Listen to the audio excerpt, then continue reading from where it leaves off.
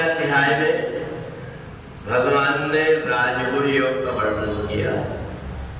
न चामाम तानि कर्माणि निबधन्ति धनंजय उदासीन बदासीनम असक्तम तेषु कर्मसु। भगवान कहते हैं कि संसार में आकर के कर्म बंधन से छूटने का एक उपाय है कि कर्म को जब भी हम करें तो उसके प्रति आसक्ति ना रख करके जो परमात्मा की इच्छा है वो प्राप्त होगा ऐसा सोच करके कर्म करें तो फल में हम बंध नहीं पाते। संसार में प्रत्येक व्यक्ति जो कुछ भी कर्म करता है, कर्म करने के पहले उसके मन में आता है कि मैं ये जो कर्म कर रहा हूं इससे मेरा ये काम हो जाए, इसलिए वो कर्म करता है। दूसरा, जब परमात्मा की भक्ति में व्यक्ति का मन लग जाता है तो वह जो कुछ भी काम करता है ये सोचता है मैं परमात्मा के लिए कर रहा हूं और परमात्मा मेरे लिए जो अच्छा होगा वही करे, ऐसा मान करके कर्म करता है। एक व्यक्ति थोड़ा सा परमात्मा का भजन करता है, एक घड़ी आधी से भी आधी, और एक व्यक्ति घंटों बैठे रहता है। दोनों में ये अंतर है कि एक व्यक्ति श्रद्धा के साथ में जो परमात्मा की भक्ति कर रहा हो, भले उसने थोड़ी देर किया हो, परमात्मा उसकी प्रार्थना को स्वीकार कर लेते हैं। परंतु जो व्यक्ति घंटों बैठा हुआ हो, जिसका मन न लग रहा हो, जिसको ऐसा लग रहा हो कि कब जल्दी जल्दी पूरा किया जाए।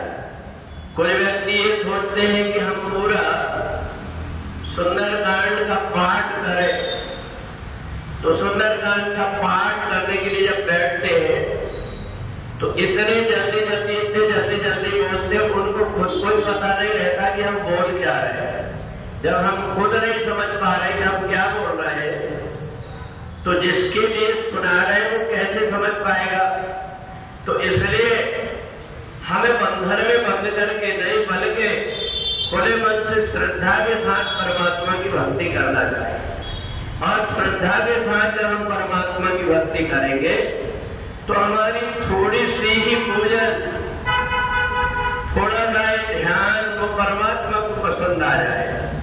और इसलिए भगवान ने 9वें अध्याय में अपने मन की बात बताया अर्जुन को कि मेरे को कोई वस्तु कोई लाकर के चढ़ाए इसकी इच्छा नहीं होती, मेरे लिए बहुत सारा खर्च करे इसकी भी मेरी कोई इच्छा नहीं होती।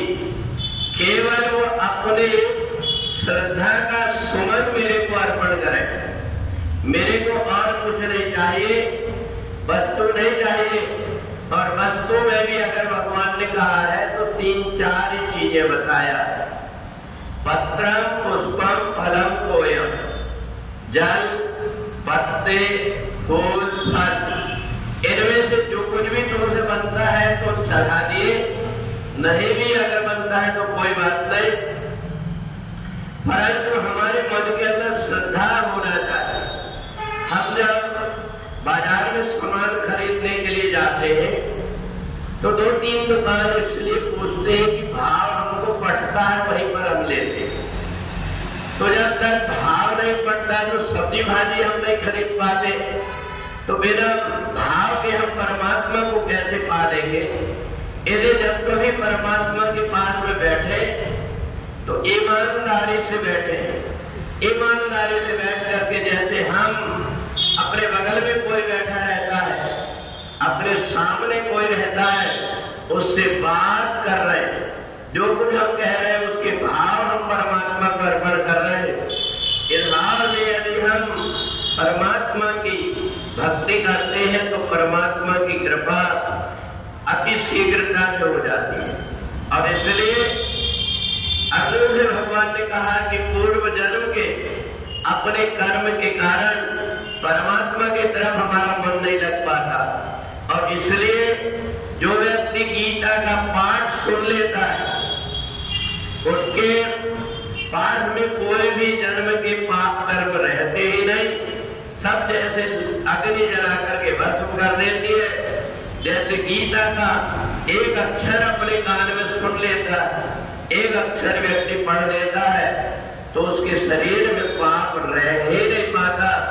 तो इसलिए एक गोपनीय बात भगवान ने बताया कि अगर हमारे सिर के ऊपर पाप का बोझ है तो हम परमात्मा की भक्ति करेंगे तो हमारा मन नहीं लग पाएगा, परंतु जब ये बोझ हट जाता है तो परमात्मा के प्रति हमारा अपने आप मन लग जाता है। और परमात्मा की जब हम भक्ति करते हैं तो हमारा मन अपने आप प्रसन्न हो जाता है। ऐसा लगता है कि मैं अपने परमात्मा से बैठ करके बात कर रहा हूँ। अगर व्यक्ति ये सोच ले कि मेरा तो ये नियम है, केवल मेरे को नियम का पालन करना है, तो भगवान को भाव ज्यादा प्रिय है। तो इसलिए जब कभी हम थोड़ी देर भी बैठे तो ईमानदारी से बैठे कि हम जैसे बगल में बैठे कोई व्यक्ति से बड़े मन लगा करके बात करते हैं, ऐसे जब परमात्मा के पास में बैठे तो भले थोड़ी देर के लिए बैठे पर हमारा